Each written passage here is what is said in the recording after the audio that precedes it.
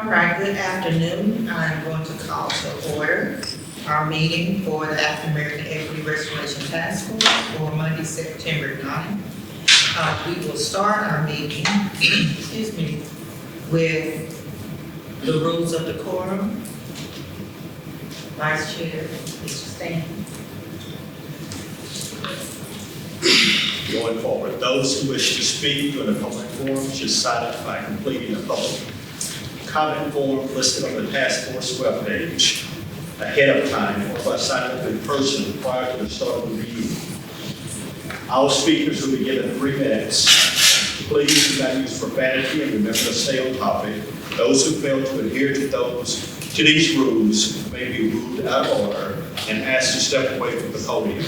For those who are listening, please note that you may not disrupt a public meeting from the audience. Those who do may be asked to leave. We appreciate everyone's respect for the rules. All right, that being said, we'd like to welcome everyone, our task force members, our support and staff from the city of Knoxville, as well as our guests. If we could get our roll call for today. Right. Tanisha, Mr. Baker. Present. Thanks. Deb Porter. Present. Mary Tom. Stella Bridgman. Present. Stanley Taylor. Here. Abe Miller. Brandon Harden. George Underwood. Here. Anderson Owens. Edward Jones. April McKenzie. All right, we expect the arrival of some of our task force members here shortly. We're going to continue with the agenda, and hopefully everyone had an opportunity to review the minutes from August 12th.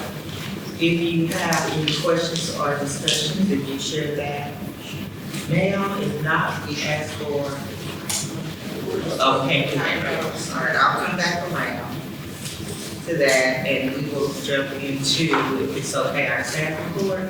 I'm gonna ask Ms. Tiffany Davidson to go over that. Yeah, so it's short and simple. We, of course, had the grant specialist job that was posted. It actually closed last Monday. Yes. Yeah, last Monday. And we've started to do interviews, so we hope to have an individual identified by the end of the month, at which we're going to start the process. So hopefully October. Yeah, October. That's when identified in place for the grant specialist position. Perfect, thanks. Any questions about that? Okay, we'll go into our committee reports, and we'll start with community engagement. The Community Engagement Committee met with Paige Travis, the Public Information Specialist at the City of Knoxville, where we discussed social media and some ideas on how to increase the TF's presence on social media.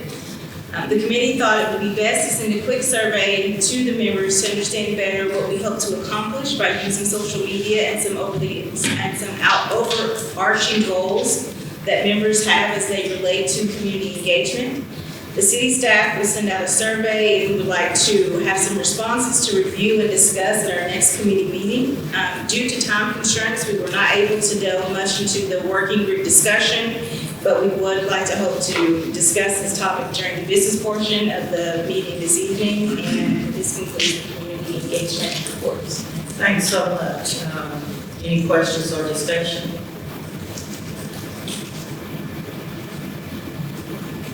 We're gonna resume, I guess, a little more discussion here in a bit. We will come back to investment and Report. the investment report. Okay, can you share that?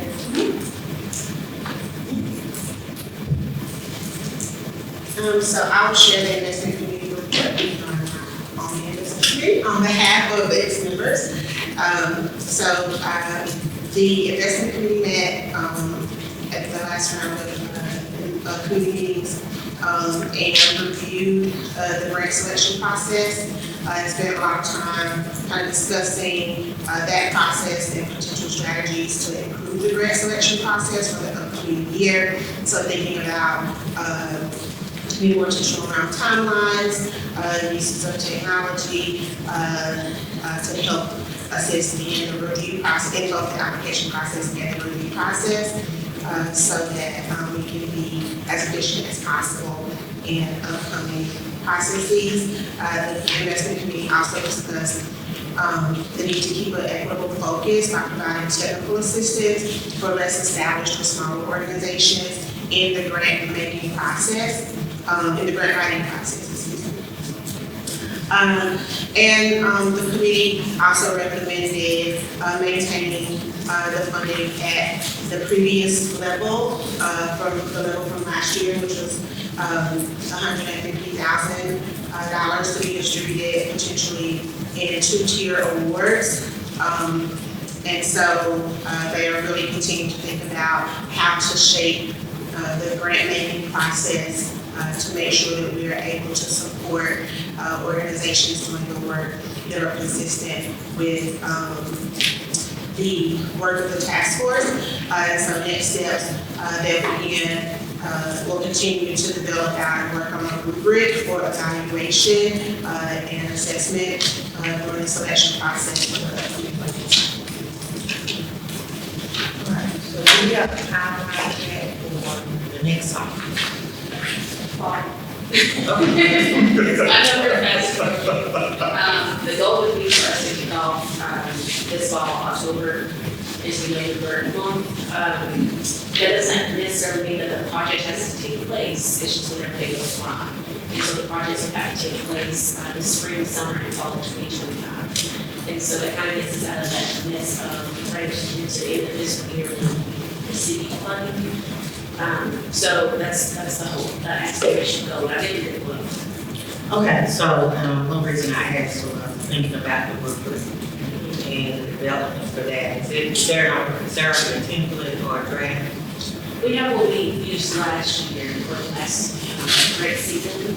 However, we kind of had a conversation with the investment committee that they could be responsible for revising that rubric because some of them felt it's a little too long and there were some edits that they wanted to make to it. So probably the next meeting, not this month, but probably, so October, we'll have the rubric established. Okay. Alright, and I don't guess it has to be complete until the deadline for the receipt of the grant applications. Correct. Alright, and so, instead of the executive. Okay. I got some notes. So I'll share, the executive committee really spent some time around discussing items, materials that we might want to take if we set up at community events. That's one of the things we've talked about is increasing our presence and leave behind so that people who stop by our table or get information, some swag and that type of thing. We also discussed future presenters and the possibility of a digital notebook. One of the things is, several of us serve on different boards, different committees, and papers get jumbled, but if there were a digital notebook that had our bylaws, had our meeting agendas, notes, anything that's really relevant in one place, digitized, that we might, or I would speak personally, might be able to keep up with it better, although I did okay this time. It will also include the history. So this digital notebook will kind of have a timeline. So as people roll off the board and come on the board, they'll have a review of what's been done. We talked about our influence and our focus on the urban renewal, the partners, the grants, and then also some type of annual report. So we can also have a tracking of data. We talk a lot about our influence. We have supported several grants, and at this point, we're actually distributing funding for grants. But there needs to be a system for tracking all of that for historical and present candidates. We didn't really establish a timeline, but wanted to kind of pitch that idea to everyone to see like those options as far as the digital notebook. We will present. And I'm pretty sure that's in the works as far as swag or items, how we want to present a table when we're setting up at a community engagement event.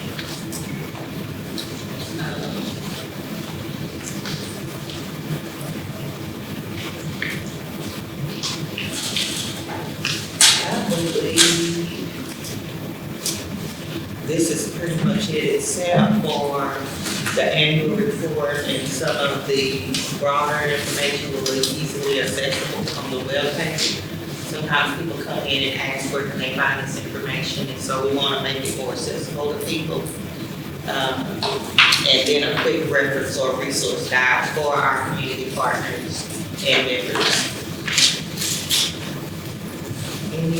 This is what he's talking about, putting a link on the website, how they can read and access. Now, I'm thinking about, I don't know if you've seen some of the digital annual reports, but when you open it, you can flip the pages just like you're flipping the pages of a physical book, but it's just digital. So all of the pages are there and it's in a book form, but not a physical So book. each individual task force annual or what? It will be one book, but we would all have access to the digital notebook. So imagine, you remember the notebook they gave us with all of Oh, yeah. the big, right? Yeah. And then if some of you all did the right thing and just kept adding papers to it instead of throwing it in the back seat of the car. But if you have that digitized instead of in paper form, then each of us and any future task members would have it. But we talked about including in that the history and what's been going on, like a timeline, so that we have that record. Okay, so this cost wise, anybody? I believe it is minimal cost. It might even be free. There are several options I already have, like on my iPad. And I have seen several organizations present their annual report instead of giving a physical copy, a digital copy. You can actually simulate flipping through the pages of the book, but it's, so, I think, Yeah, we looked into it, we talked to our communications department, we all, I'm not gonna say we all do, but most of the offices in our department do have annual reports, it's just a different link, you kind of scroll, the back and forth with arrows. Oh, and the impact report, yeah. we're moving toward annual reports, what we do. Yeah, that reports, yes, Yes, we we are are. funding options. So, it's all of us. And that's digital? Yeah, it's digital. Yeah. So, It's on our website. whether you scroll or flip, just the digitized version of the book. Any other questions? All right, then we will move forward with our guest speakers. Again, welcome and thank you for taking your time out of the evening. We're going to start with Jonathan Pasco and Sam, is it Westbrook? Ron is Broad. Thank you. And East Knoxville Soccer. Yes. Yeah. Good evening, everyone. evening. Thanks for having us. We're excited to be here to tell you about a project that we've been working on. I know that most of you know me from another context, and I'm going to ask you just to suspend that for the time being and listen to this new project, this idea that we've been working on. And really, it's been in development for a number of years. Shortly after my wife and I came back to Knoxville in 2007, and we knew that soccer was going to be key to my boys kind of getting plugged in and connecting to the culture. And so we asked everybody where we needed to live. And they all had the same question: you need to go to Bearden or Farragut. They all had the same answer: you need to go to Bearden or Farragut. And so our boys, we settled in West Knoxville. Our boys went to Bearden. And as parents, that was our first priority, is we need to help these boys get acclimated, right? But in the back of our mind was always this burning question of, why did everybody have the same answer? Why did everybody say West Knoxville? Why is that the only place that we can live to play soccer? And so shortly after my wife and I moved to East Knoxville, my friend Kendra Berry, some of you may remember Kendra from the Great Schools Partnership. She was a site coordinator at Vine for the community school. We started a soccer program at Vine in 2017. Didn't take too long to pay some dividends. In 2021, Austin East won their first state title. And I began coaching, I assumed coaching duties at Vine during the pandemic, something I never thought I had time to do. But I enjoyed it so much, I said, hey, we're going to figure out a way to make this work. I have seen the power that the sport has to build young men. And plan to build leaders. More than half of the soccer team at Austin East this year will be former players of mine at Vine. But all along I've been thinking there's more that we can do. There's more that we can do. And my mind began to develop this plan, this idea, and it was way too big for me. And the thought that kept running around in my mind is the only way this is going to be successful is if One Knox gets behind it. And so a few months ago, I had a meeting with Drew McKenna, who's the managing director of One Knox. Shortly thereafter, I met with Sam, and Sam and I had known each other for several years. And the answer was a resounding yes. They were 100% in. And I'm going to let Sam now tell you a little bit about the club and why we think that this is such a great fit. Thank you. So really quickly about myself. So I'm going to try to talk really quick because I know we don't have a lot of time. But my parents are missionaries. I was born in Maumee, Botswana. I lived there until I was 5. Then we moved to the States until I was 8. Then we moved to Mozambique for 3 years after that. And so as a kid, playing barefoot street soccer in Mozambique was like how I made friends in a new place. And so it became a huge part of my identity, connecting interculturally in the sport of soccer. Fast forward, I have a master's degree in international studies. I thought I was on this path to go back and work in Africa, in an NGO or something like that. But then soccer kind of intervened in my life. I've been working now for 11 years in grassroots or professional soccer. I worked for 8 years for the Chicago Fire. It was there that I met Drew McKenna, that Jonathan mentioned. And so I moved down to Knoxville about 3.5 years ago to help start One Knox. So I worked with Drew to build a professional team over the first couple of years.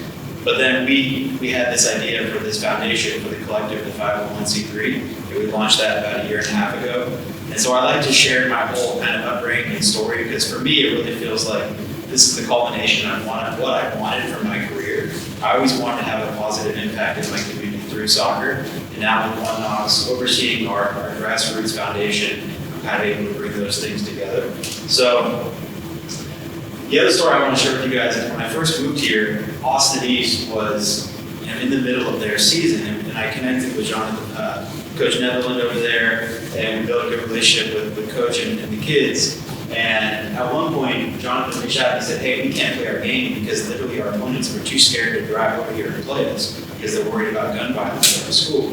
So knowing these kids and how big of a role the sport of soccer played in their lives, we were gutted. We reached out to the University of Tennessee and they said, "Yes, we want to host senior night for the boys." And so we put out the call. 1,500 people showed up from across Knoxville to watch those boys run that other team off the field there in the University of Tennessee.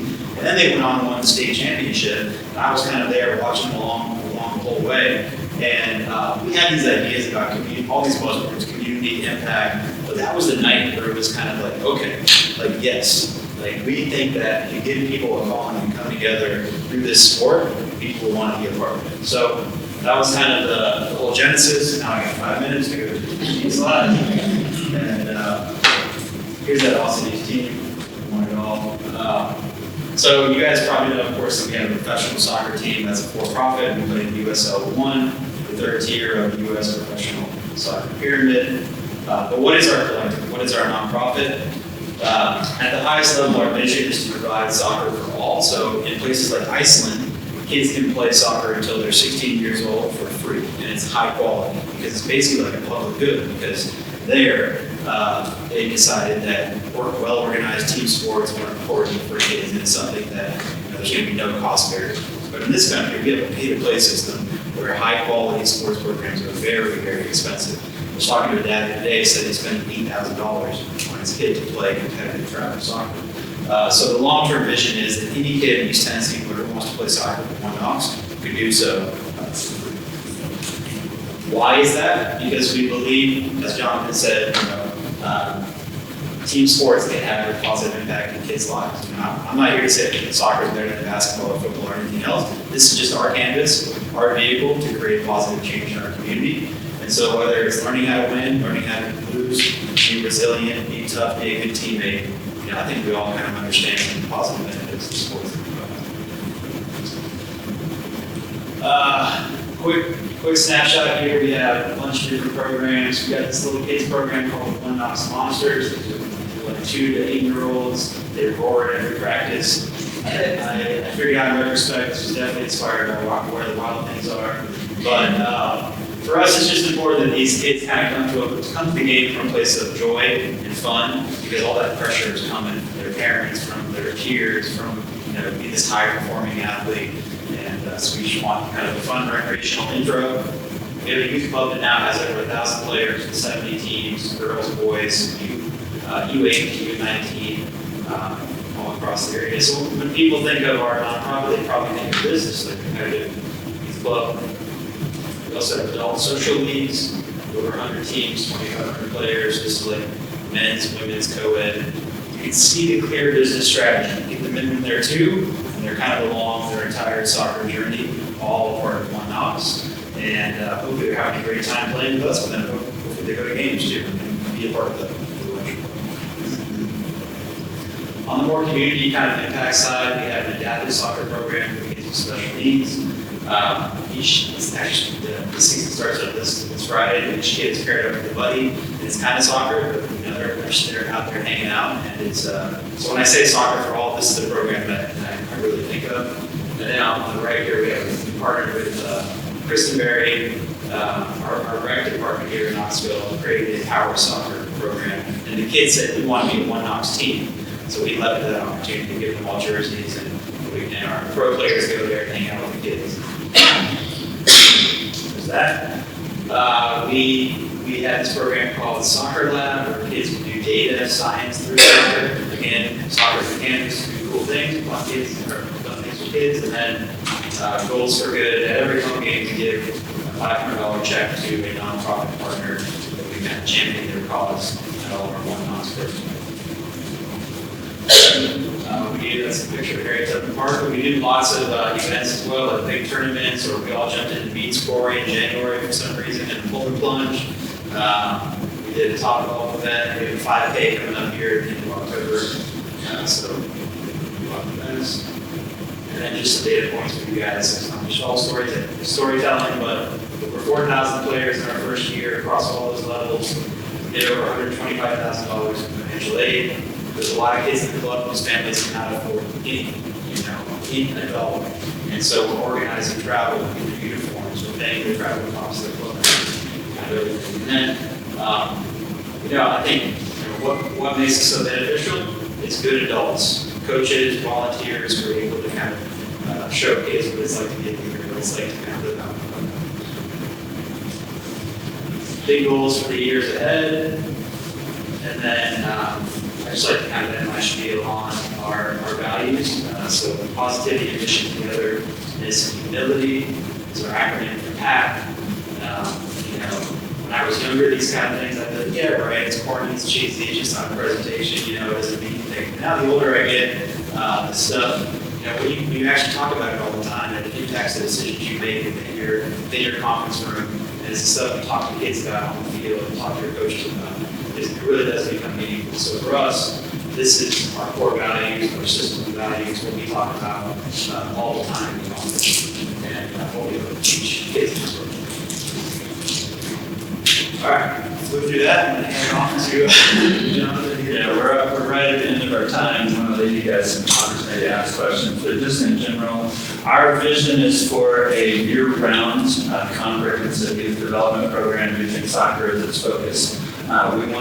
We've seen the power to develop soccer players, but we also have seen the power to develop young men. And I think if you know me, that's my priority. I want players to be able to reach their full potential, to have every resource that they need to do that.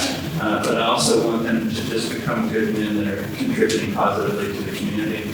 During the school year, that looks like an after-school program focused on soccer, but also focused on academic development, on language acquisition, on cognitive development, on community service. In the summers, it's going to look more like camps and rec leagues and things like that. Our hope is to be able to develop more fields. We've got the mini pitch that's almost done right there here at Southern Park, but we'd love to develop more fields throughout the neighborhood so that all of our kids have an opportunity to reach their full potential through some of them. Thank you, thanks to both of you. So I have a couple of questions, and I also want to open it up for the committee members. And I see it's East Knox, so this is demographically, a certain population geographically also. What can we do to support you? Well, my hope is eventually that I've seen the power already at Green Elementary. They're just showing up for recess. Love to have programs at Green, Sarah Green, running through Vine and Austin East, even up through Pellissippi. We've got such a great opportunity now for our boys to even play soccer for Pellissippi with Coach Jonathan as the assistant coach. I think that the priority right now is boys. I think girls could eventually someday be included as well. But we're going to be looking for funding for that program, and we'd love to be able to come back to you guys with a specific request. Okay, great. And so one of the things that we have several events, but we know that interrupting violence and providing kids a safe space, a safe place, is paramount to our community. So I would love to support in a way that people that can be heard, that we have great opportunities, and so how that aligns with when you're ready, we can put it forth again for the committee. But are there any other questions or comments? Yeah. You go ahead. What is your relationship, for example, with you as a very significant footprint in the soccer? Yeah, we do a lot of our programs at Emerald Youth. The professional team trains there, on their location. Our adult rec program is there as well. Within the competitive youth club space, we don't use that field because they also have their own youth club at the moment. It's a really interesting question, because I think that we would love to find more ways to collaborate and partner with them. I would just say that Emerald kind of has their own programs and leadership, and they kind of, like, in my sense, like, they kind of call the shots of their own programs. So collaboration in terms of, like, creating actual programs together hasn't really happened. We're kind of a learning curve. I'm curious because, as you know, there's a strong possibility that what used to be child park is going to be humans. Yeah. And I think they're going to mirror the Lonsdale situation, which has like soccer. So I'm just wondering, with what you all do, you know, I hate for you not to be able to, if your footprint is in these hospitals, you can't use that. I'm just asking the question. I don't see Emerald as competition. Okay. I see that would be another community asset that hopefully we can make use of as well. Just from my experience, there's more than enough kids, and we're going to reach some that they're not going to reach, and they're probably going to reach some that we don't. So to me, it's a united effort and positive change in the community. Another question. One answer, we have a couple from Pellissippi, Mitchell Pellissippi, some people from Pellissippi. That's interesting. We just started a soccer program on that, as you know. So you want to use that as a feeder program, I guess is what the person I can you develop players and then move them off the sponsor, right? From my experience, what I've seen, we've had probably 4 or 5 young men who graduated from Austin East who had an opportunity to go and play at college. I don't know that any of them have, I hate to use the word succeeded, but most of them have dropped out or transferred. And as I understand it, Dean, you may know more than I do, I think we've got 4 or 5 that are enrolled this fall that will be playing in the program. To me, that's a tremendous asset. I see that as a great next step after leaving Austin East. Most of these players are immigrants, some refugees, many of them are still struggling with language, and some of them may not have been ready for college, but I've also seen that the colleges weren't ready for them. And so I think with the proximity of Pellissippi and obviously with the cost, I think that's a tremendous asset to our boys as they're trying to make that next step. One final question. One that has over Pellissippi is Title IX coordinator. And so I like the fact that you want to develop young men. I'm concerned about the fact that I don't hear young ladies in the mix. So you said maybe long term, but I don't hear anything definitive. Planning It's a huge thing for us. I'll give you data points from the interesting. So we did $125,000 scholarship in year one. Over 90% of that was for boys. And it wasn't because we didn't want any scholarship for girls. It was because there weren't girls applying for scholarship.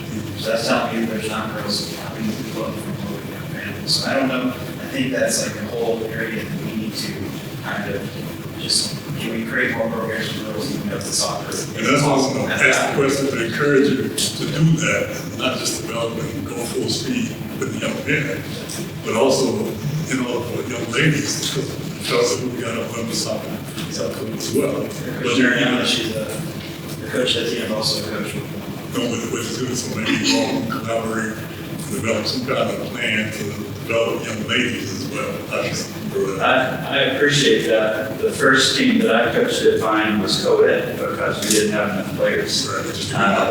Last year, I had 2 boys teams at Vine. So we went from not having enough to field a team to now having 2 teams. So the following year, we did launch a program for girls. I helped out with the girls team still. I helped out with the girls team at Austin East. So that is something that we're passionate about. What I'm hearing from the community is a real need for things for boys. I would also like to say that for us, we're very much thinking about kind of what's the first version of this thing. We can create and get it live for the first year. But we think as like an umbrella kind of operation, we can do so many more things than just a single after school program. We have the sales program, we call it team homes, just it's not. I just want to encourage you to, in your planning, Thank you. move in that direction. So my question and observation, so that was a good observation, but one of the things that I can say is that in our community, there really isn't a huge interest from young ladies in soccer or basketball. I think it's because we always just get that lack of, and usually I see soccer starting at early ages for a lot of kids that are very serious minded about playing. But one of the things, that questions I have for you guys, you mentioned that, there were teams called back when I was in the championship that were afraid to come in our community and play. Is that still the case that you're seeing, or has that paradigm shifted? I haven't heard of it since the 21 season. The incident that Sam was referring to, of course, was during that 3-month, that spring semester of 2021. I think we lost 5 students in the course of 3 months. And so that was kind of on the forefront of everyone's minds. Of course, you always hear comments from people coming in, but to my knowledge, no one has refused to come and play since that 2021 season. Well, that's good to hear. And so just a point of context that, of course, we did not know that Austin was going to be, but when we got the call that Austin won, very quickly, within a matter of them getting back into town, coordinated a huge celebration with Sterling Pearl, who was actually on his way to Chattanooga to a paid event. He delayed that to be there to play for the kids. Knox County Sheriff's Department met them at the county line, city met them at the city line. Probably about 300 plus people there that night, and it was beautiful. We just forgot to contact the media. We did have to discourage them. We're so imperative. It was actually raining earlier that day. And that was for the community vets. We're not afraid of our community that want to celebrate and uplift our kids. And so it's good to hear that that's permeating amongst the rest of the city at this point, that we do have a safe neighborhood and we encourage people, we welcome people to come to our neighborhood as we embrace our children. Well, one nice, your office, One locker in space, and and we show Charlie right over here off Magnolia. I, of course, live in the neighborhood from the Spaniards, so we know. I know you're not speaking. So. I just see beauty all around. Absolutely. Thank you all for being here. So we look forward to circling back to this conversation. I should, when you talk about lack of, interest or access, yes, we do have a dilemma with our young people. But if you have a roll-up program for students to, or you mentioned grant, if that's co-ed and we can see if we have young ladies who are interested in something, because that's when it's going to develop. By the time they get the vibe, they kind of decide, maybe whether we're agile, so maybe we can support rolling that out to bring several grants in the community just to see and really explore the interest over time. But I'm not opposed to starting something and then mimicking whatever that opportunity is for young ladies. I've been invited just to come to recess at Green, and last year I had about 6 to 8 boys every week that would come and play soccer. Last Friday before last was my first time. Every boy in 5th grade came to play soccer with me, and about 4 of the girls. So it's growing. I think the interest is growing. Several of the boys heard that I was coming and wore soccer jerseys, various teams, so that they come out to play. And I think that one that has a lot to do with that, with raising the temperature here. Thank you so much. Thank you. Thanks for the opportunity. All right, our next speaker this evening is John Shefter from the University of Tennessee, Department of Sociology. Thank you. Hi. So I think I have to look at that. Very smart over here. So I want to I put this together, the slides from a couple of other presentations. I'm going to skip a couple of the slides because I want to be able to talk a little bit about, more about what you two are doing and how it's made for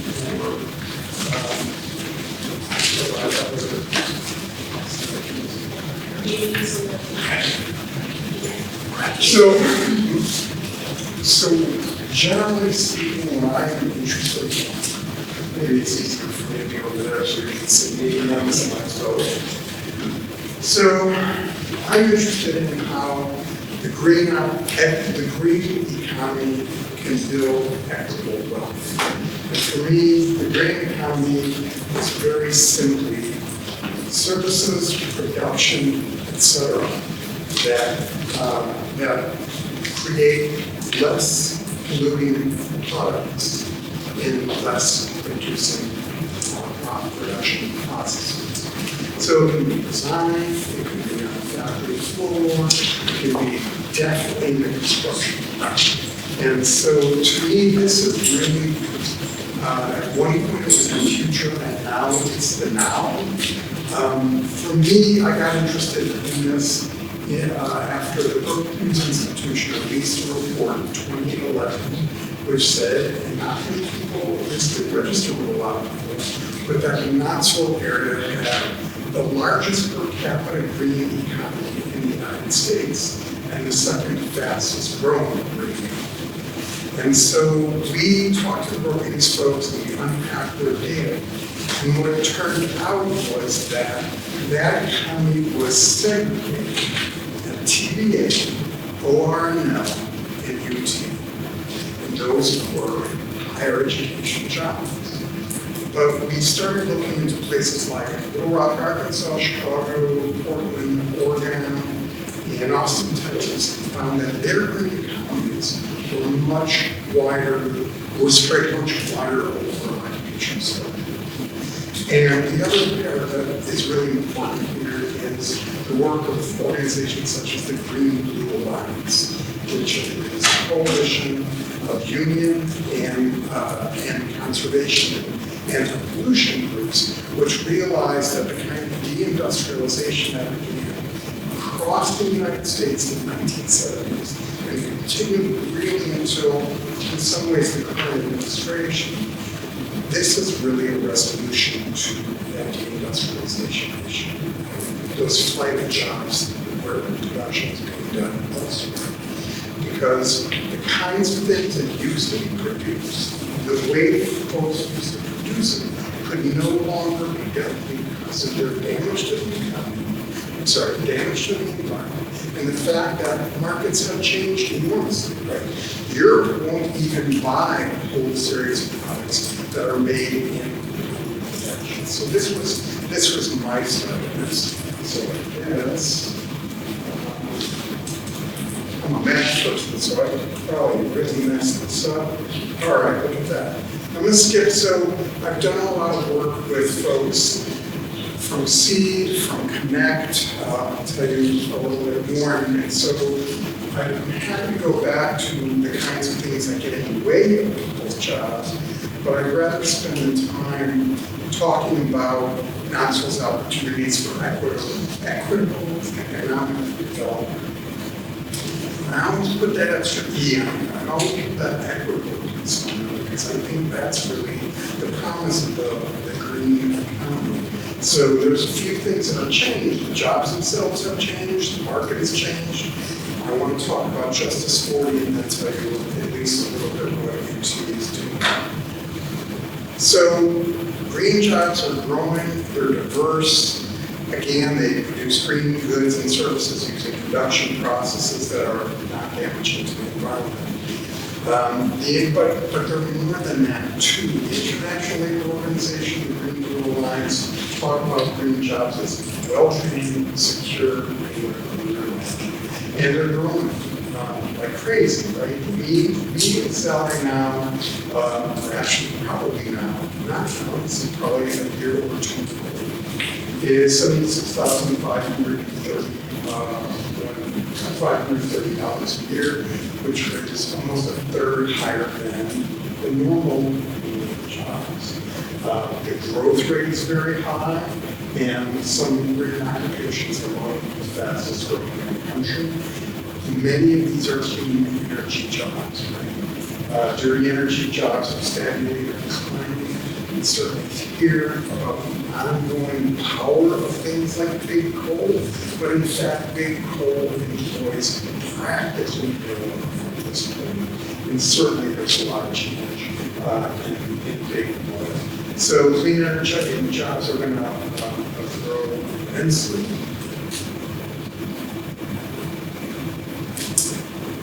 Renewable power, much cheaper than we used to use the fossil fuels, let alone the cost of pollution and environment health. Large-scale solar arrays, much less expensive. Wind farm costs have declined. And so there are estimates that renewable energy can fully replace fossil fuels by 2050. This requires an ongoing market shifts, and it's much more than it requires for the International Energy Agency says the green energy jobs alone will actually 5 million jobs by 2030. This is globally, but the U.S. will certainly get a large set. You know, I edited this thing, and it said more here, and I erased that, and somehow it's back. Make me look like an amateur here. Anyway, what's really important also, I think, in this is the increase of construction materials that are cleaner and cleaner. And, you know, the fact that these are cleaner materials mean that the jobs of electrical workers, of carpenters, of laborers, of painters, etc., are now greener jobs. So yeah, this was a shortage of housing, 3.8 million as of December 2020. In my revision for today, which you are not looking at, it's actually 1.5 million housing units. But this remains, you know, Tennessee is always, unfortunately, at the top of the worst. We also were the places where the construction of starter homes has increased the most. So when you think about what political will can do in terms of starter homes and subsidization of starter homes, Tennessee is a place where that can go.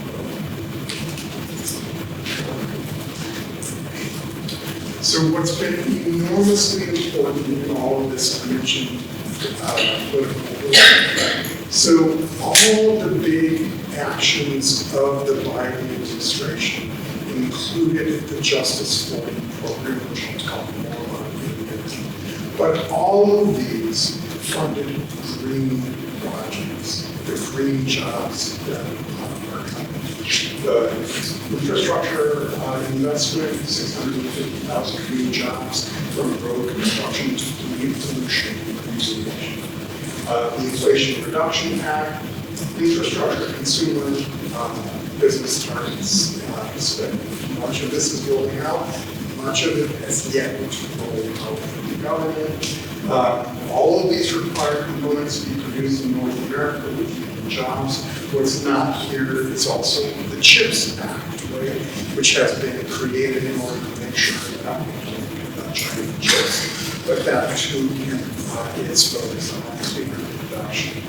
So all of this economic development policy brings fair harms to marginalized populations. Justice for the Initiative, this is the definition of the Justice for the Initiative.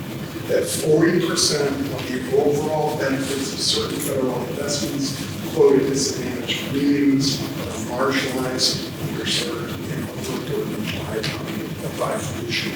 So it's not just these big construction-oriented, green-oriented projects that are being focused on. It is the Economic Development Agency. It's the it's the Environmental Protection Agency. It's the Army Corps of Engineers. So, what does UT well, so what used to be the Office of Research at the University became the Office of Research and Engagement. Then about 3 years ago, it became the Office of Research, Innovation, and Economic Development. And that's when they started looking into the Biden initiatives, the Justice for the Initiatives, to see what can happen, what's available for UT to do.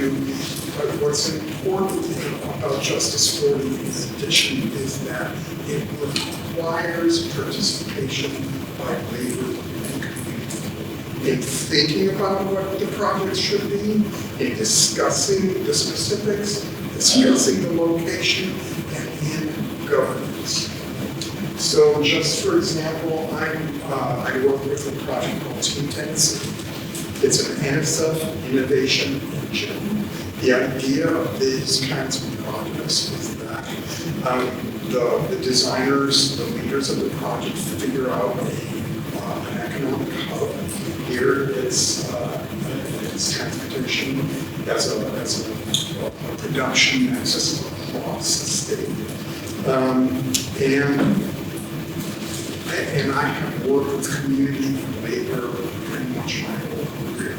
So I know the university often hasn't kept its promises in places like it's not elsewhere.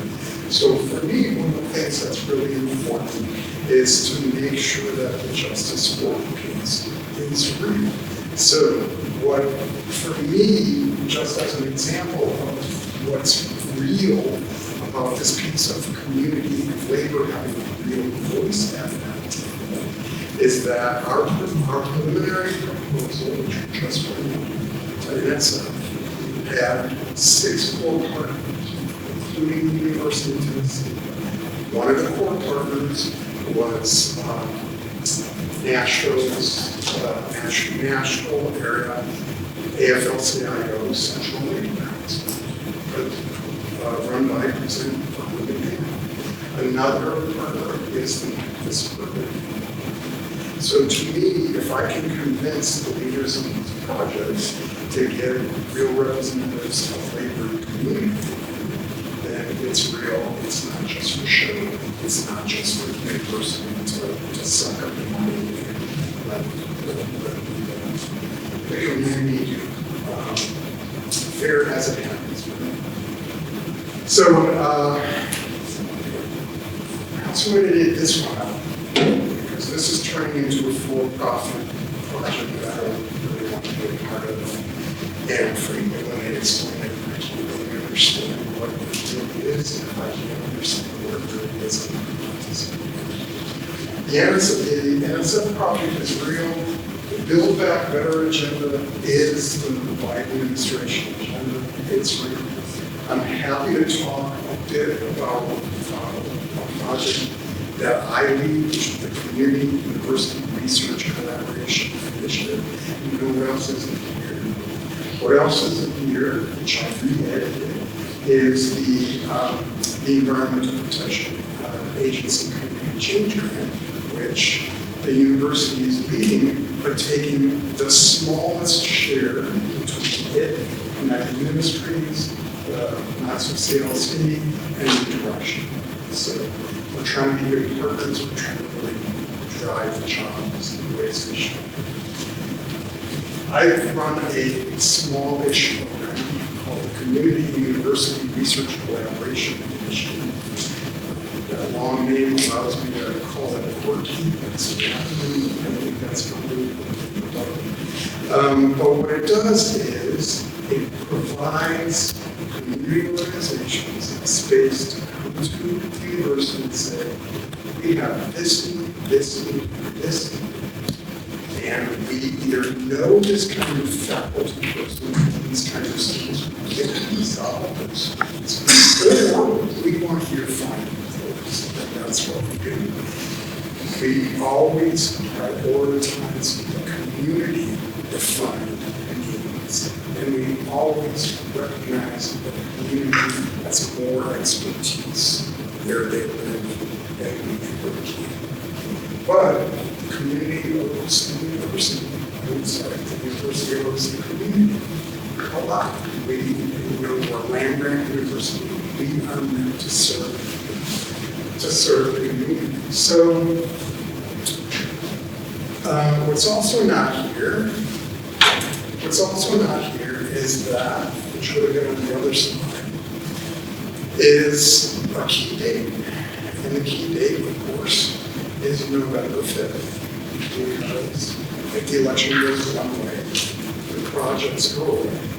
If the election goes another way, whether it is under the name of Justice for You or something else, these kinds of projects will continue. They'll continue because of the will of what will be a Harris administration. But also these projects are bearing fruit. There's an enormous backlog of stuff that needs to happen in the United States, and an enormous community that needs to share in the wealth that we're creating. So, we're part of the EPA project, part of the Aaertf project. There will be more to come, and so I think it's important that this task force knows about these possibilities. There's lots of different ways to think about this. How do we work together? We bring together a bunch of folks, community labor, bring actors to talk about what we could do together. To partner for grants and prioritize community jobs and services. But to certainly figure out some way to communicate that these kinds of projects are coming down the line and making sure that that they're shared. So that's what I got. I'm sorry to talk to you. The glitches in the presentation. The handout gives you a little bit more about Justice for You. If you go, of course, and start looking at Justice for You, I go back to stuff. I think this is a real move by the university. I think this is a genuine expression of concern by the university. That's what these areas. I also have been here for 25 years. And I know the history of our university, and I know the history of other universities in urban centers, right? With Orem, Chicago, where right? And we know that an expanding footprint of these universities drive community out. So, I mean, I think it's important for you to know that, you know, that's not where I come from. I don't believe that's where these projects are coming from. If they are, they will lose my participation. So, anyway, happy to answer any questions. As always. So I'm not Mr., maybe not a question, but some thoughts. One, it's gonna take them in to really digest the information that you shared, but it seems to align with a couple of things we're really interested in. One of the thoughts I have is that we take our framework and get some ideas or input or expertise from Courtney, because it seems to overlap, like they might be able to say what's going on, what's possible, things we might not have been able to think of. But we have a framework that seems to align and overlap with your interests. That was one piece. The other thing I would like is more about Justice for It. So I know the initiative, I know the expectation, but I'm wondering how that might overlap with the grant. If those dollars are required to fall under Justice for It, and then how we can be intentional about making sure that that happens. So it's a couple of things I'm interested in after hearing, like, there's some more, but I just gotta like unpack it all, but those were the two immediate things that kind of drew my interest from what you shared. Any other questions or comments from the committee? Sure. Thank you so much for coming today to share with us. And I know that you're engaged in, I think, at least two grant projects that I'm aware of. One with directions and with the Community Labor Council, and then maybe one with C. Is that correct? That's right. So there's a grant that I'm in work that I'm also leading with a foundation called, well, actually a nonprofit called Jobs for the Future. And yes, let's see, is on that grant, so just connect.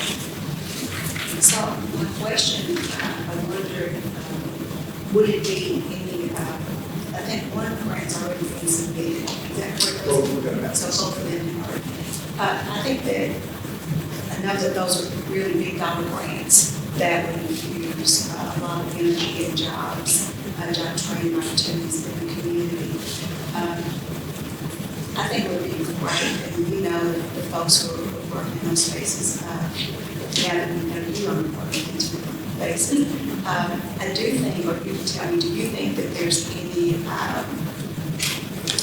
guess, benefit if these grants are presented, or grant opportunities are presented to us from people such as the one, the two that have already been submitted, it's too late for those, but moving forward, if they were to come before this body, and if we felt like, wow, this really is something that's aligning with our buckets of, in areas that we want to see some improvement, if we were to endorse those, if this body were to present a letter of endorsement or have some input into those processes, do you think that would be beneficial? Absolutely. And so I mentioned the NSF grant as pre-proposal. So we should hear back, I want to say, in October as to whether we will be asked to submit a full proposal. And, they tell me it looks good, right? And then some other roll of the dice. But with your permission, I'd like to ask if that kind of support from this group could be added for the full proposal. There are, dozens of partners across the state. The Team Tennessee grant is meant to be statewide. Some of the others that UT is doing are not. The EPA grant is strictly Knox. Well, Jobs for the Future grant is Knox County, Henderson County, but if this is I would love to begin a conversation. And my sense is, it's January 5th, and I'm sorry, this is just the way I talk. If January 5th goes our way, then more opportunities will come. You say that November. Sorry, November 5th. November 5th goes our way, and then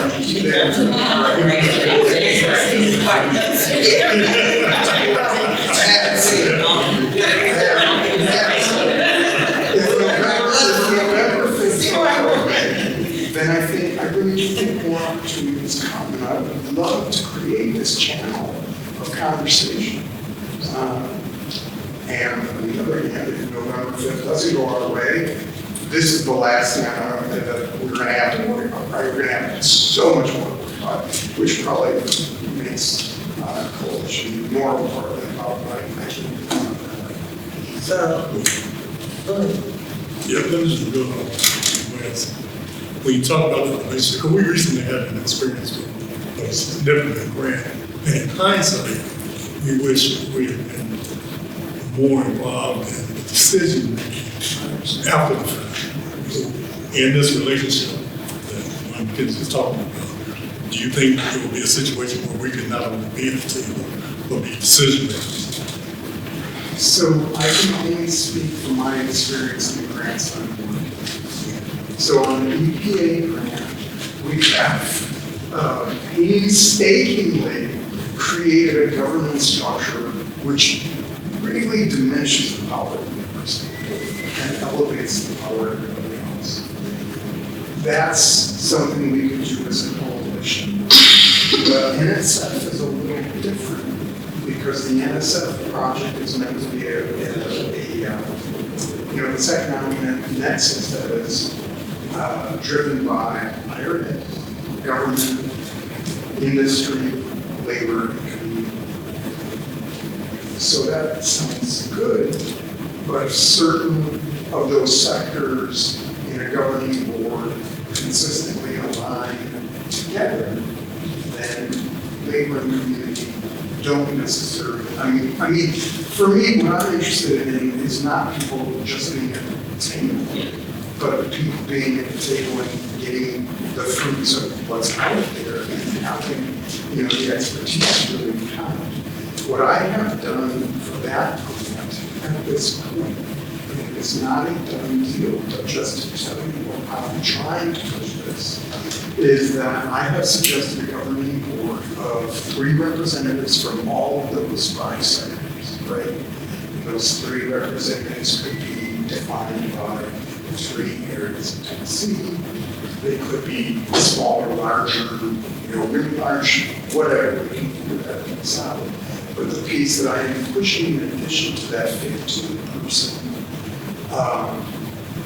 governing structure is that no decision is made without a 2/3. Hopefully, 2/3 plus. So, my answer is yes, I think very much organizations like the task force can be entertained, but that's not the end of that particular stuff. We got to keep pushing to make sure that the voices that need to be heard. I would like, so going back to our framework, one of the things that destroys equity is lack of access. And so we're really interested as these grants come about, one, that we're knowledgeable about and support them, and also connect those who might be able to receive the benefit of these grants, making sure that, so kind of hear that, and that's why I think this would be a great partnership, is because I think I heard through the grapevine somehow, like I knew these grants existed, they immediately piqued my interest because we talk about economic development, increased jobs, we all know that that's good. But I think your expertise in what you're doing is a perfect intersection with some of the pieces in our framework, and perhaps we can help each other. I think it's a win-win that we might be able to create here. In particular, I'm thinking about the big grant, and if it has a requirement, 40% of that being funneled back, because I'm really interested in the jobs that are going to be provided by the work that is going to be done on that grant. I don't care if they're chopping trees or cutting grass, whatever it is, I think our community members need to benefit from the jobs from that sizable amount. And if Justice Party requires it, then we have something to hang our hat on, but I'm not knowledgeable enough to know. But I'm sure can help us also.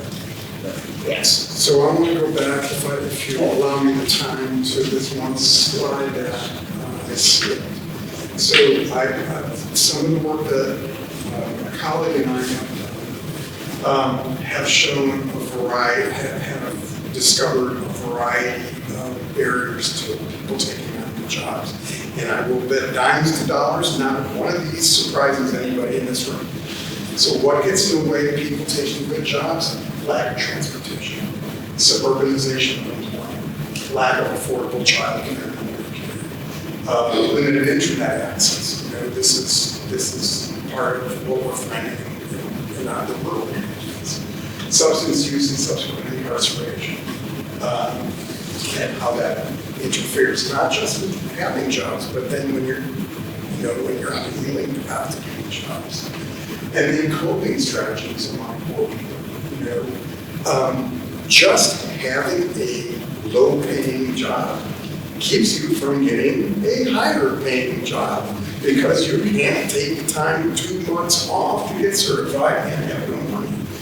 So the way we're thinking about this is the creation of a structure which is often used in Europe called a labor market intermediary. And the idea is, and this is where we're at now, jobs are out there. People are out there, but people are out there with all these barriers. What's the structure? What's the structure that helps people get from one side to the other side? That's why you work with a connect. That's why you work with a seed. That's why you work with all these community organizations that are the trusted messengers. University of Tennessee is not. That can create or add on to the programs that are already in place. What are the soft skills that are needed? What are the hard skills needed? How do you get transportation? How do you get the bag of tools you need to? Because you need that on day one at the job site. So this is part of the process that we're trying to think through. But you say we can help each other. This work can't be done without neighborhood, community-based organization. Period. That's it. I'm delighted that I can come and talk to you about these things. I'm not going to be able to go into a barber shop or a beauty salon and talk about these other things. I'm just not. I think,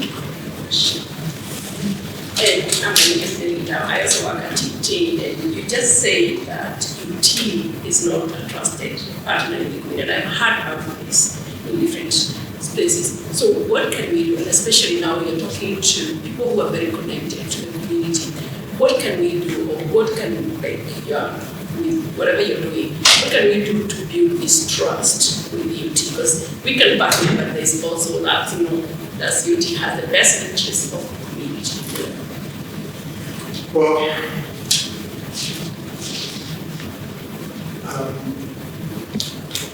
that's not an easy answer. I think one of the things that I'm trying to do with the community university research collaboration initiative,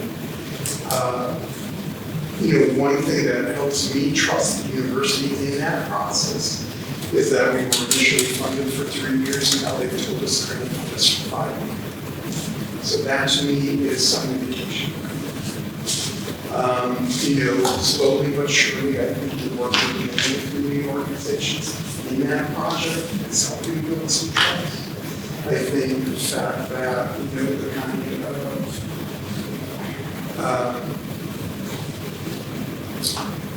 the kind of hard-won structures and design of projects that we did in the EPA project can help with the trust.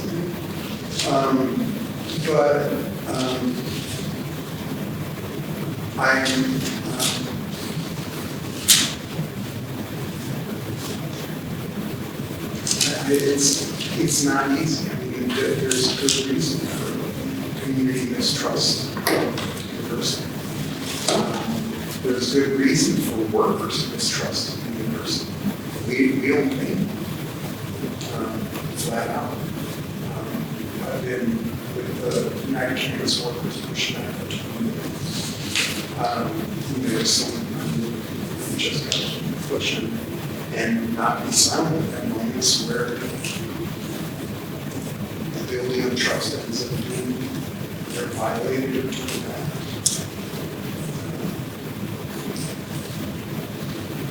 I mean, I think, there is one more piece that's just kind of reversed here, really, and that is community organizations and labor are in a better position under this administration than they have been since the Morgan's time.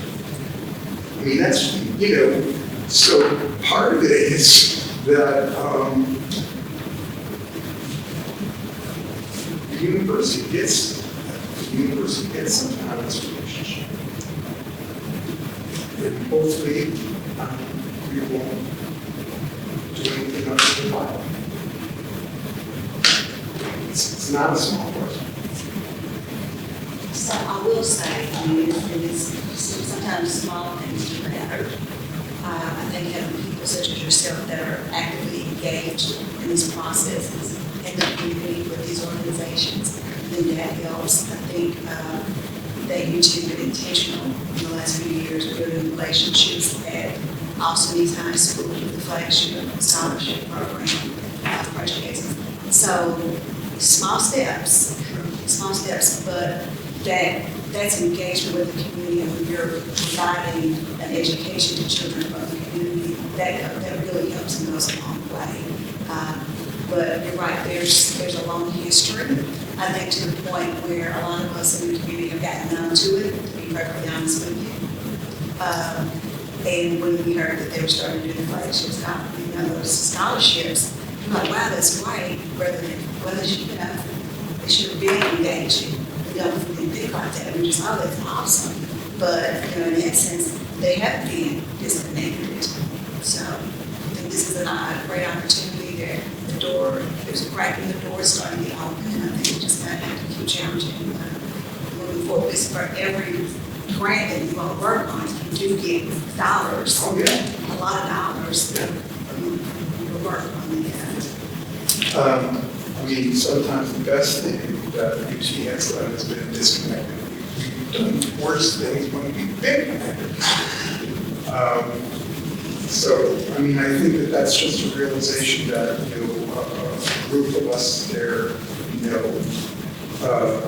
and we're pushing for more. So again, thank you. We checked one of the recent books by the university, kind of outside of the work that I'm doing here, but I'm going to be working with them on cultural community as well as reimagining community and nation. I want to speak with you about that as well. So we're going to kind of start rolling down that path in October, but I think when trust is eroded, then it takes a lot to rebuild, but the small steps do matter. Having people who can speak to a new brand, if you will, of what that looks like at the university, and having people come in our community such as yourself, so that the connection seems more real and tangible than just what we hear about or read in the white paper. So appreciate it. If you like me, my mind is about to blow right now. But we are going to move on because we have a couple other things. Thank you. I appreciate the opportunity. We are on business and announcements. I have one, but I want to give other task members an opportunity. If you have any announcements or any business that you want to share with the task force, with the group.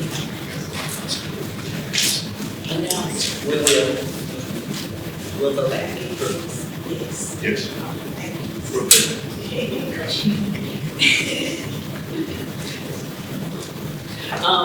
Just wanted to, I did not bring the flyer, I don't know, I left my head at home today, but anyway, I can talk about it. October the 5th, which is the Health Festival in Burlington.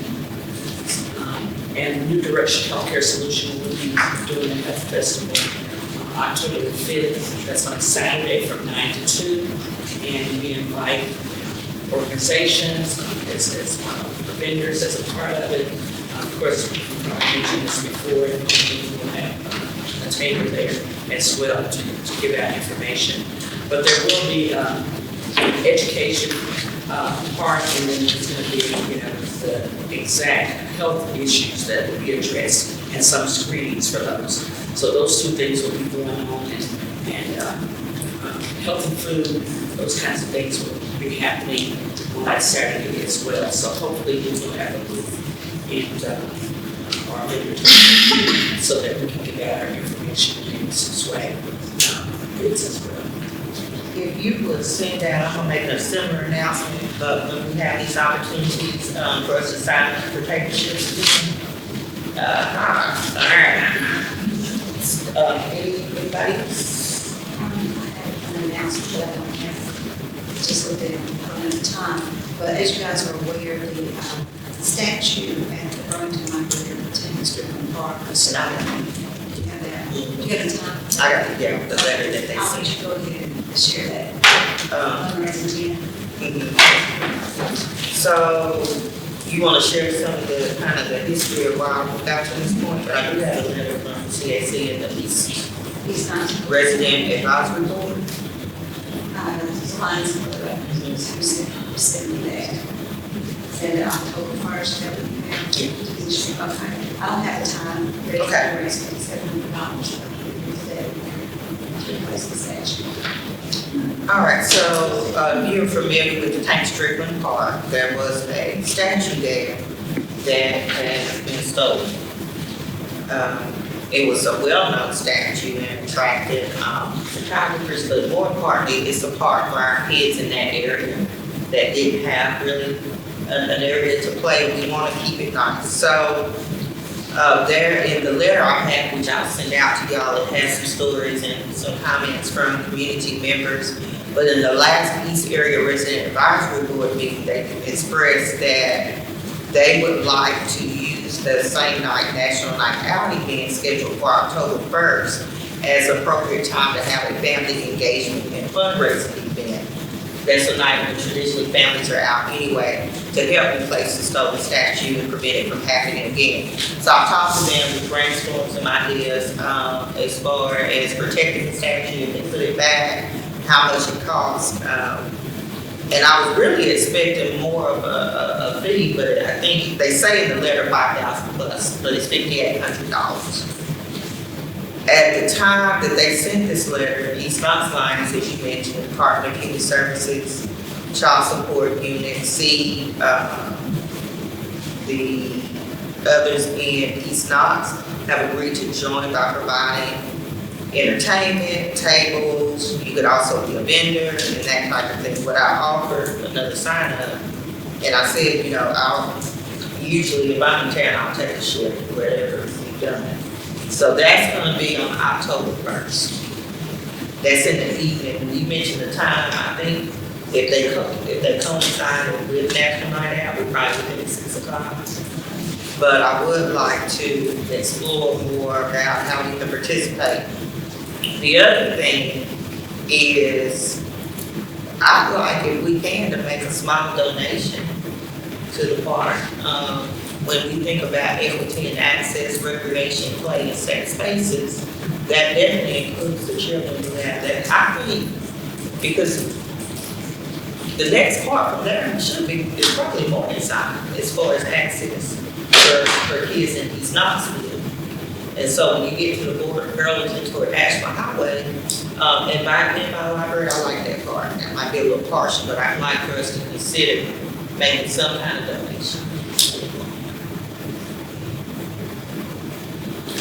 What do I need to do? Make a motion? Okay, well, before we vote on that, let's go ahead and vote on the minutes. Forget. So you had an opportunity earlier, I called for any questions or discussion on the minutes from August 12th.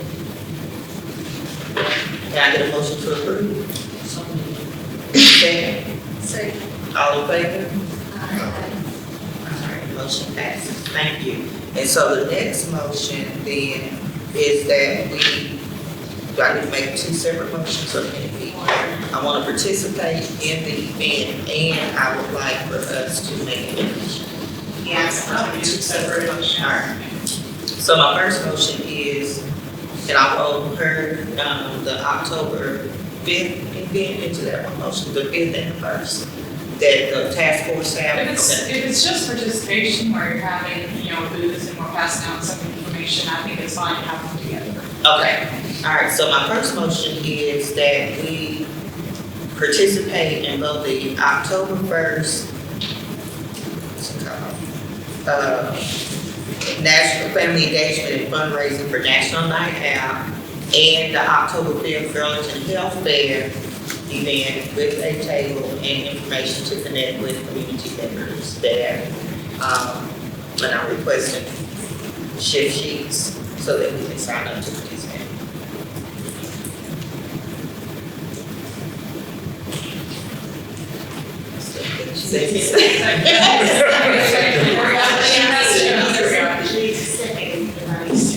Dr. Jones got it for us. All right. So he's gonna move to approve on the Second. I was waiting on. Okay, discussion, questions? Just a point of clarification. I can't make the motion and. No, you can't, I just wanted to make sure that, task force members know. So I know on the 1st, we will have very limited capacity to staff that for you all. So we can make sure that you have the supplies to table. But as some of you all know, National Night Out, a lot of that is coordinated through the Office of Neighborhood Empowerment, which also falls under our department. And so we are spread thin that night, and I believe it's a city council night. And so I will be a city council, Councilman McKenzie, so we'll have limited capacity to staff you all that day, but we can make sure that if this is something you want to participate in, that you have what you need. And then we are also kind of checking our capacity for the 5th, as I know some of our staff and our department is looking at our ability table, so it could maybe be kind of like the last time that we have a joint table. But I also know that like, I will have little to no capacity that day. And so our ability to staff for those two events will be a little bit limited. And I just want to make sure that you guys know that. No, I appreciate that. We can do it, can meet and get the supplies. I would also ask in turn, really, if we can take our, rack card, our flyer, and put that at the city table, then we can kind of build capacity as far as suiting our reach. But I think we can handle a small Yeah, table. make sure you guys have a and table policy, just- the runner, any of the swag and. Like I said, I don't mind doing it, but I am hopeful that other people can, sign up and help. I will also say, for something like this, as we start to think about building out committees and additional teams, it doesn't have to be you. You know, if you just send someone that we can kind of give a quick rundown of our information to connect with the community would be great. So that motion has passed. My second motion then is, I don't think we had a vote. we didn't vote. I think we just had. We had a first, all in favor? Aye. All right, any opposed? All right, done. Keep going. For the donation, but before I make a motion for that, I'll give you the reasonable amount.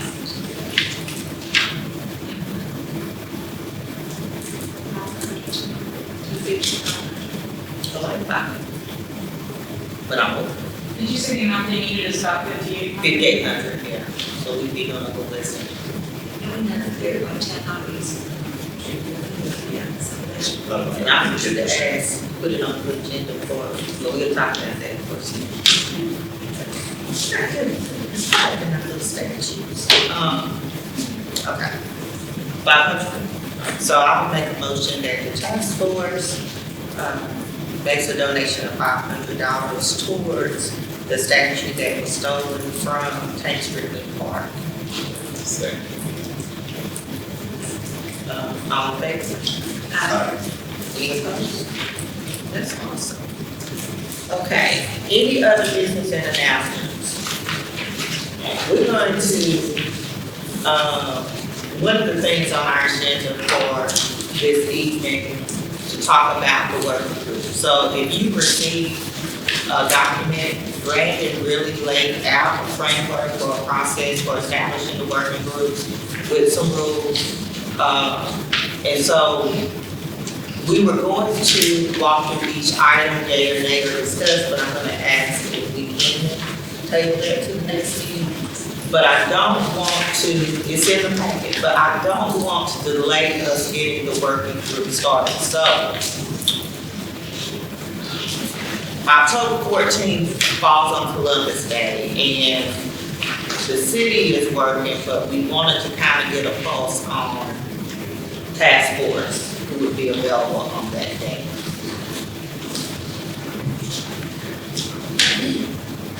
October 14th.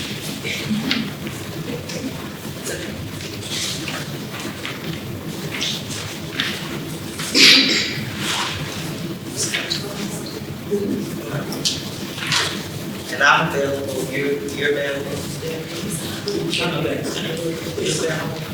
Okay, most of us are available. You two are too.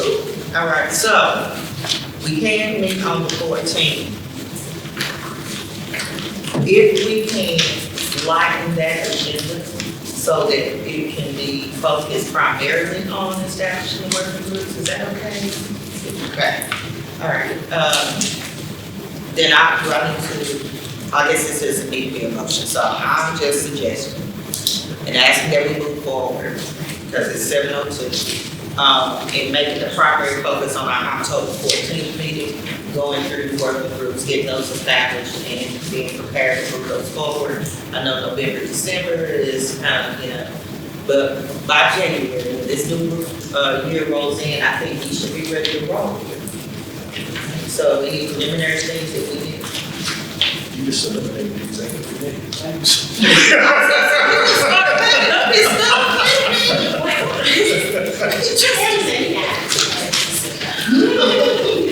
All right. Do we have, and I don't think so, from what I can visually see, but anyone sign up for public forum? No. All right. Then our next meeting will be October 14th, right back here. Some of us were confused and came at 5, but it will start at 5:30. Can I get a motion to adjourn the meeting?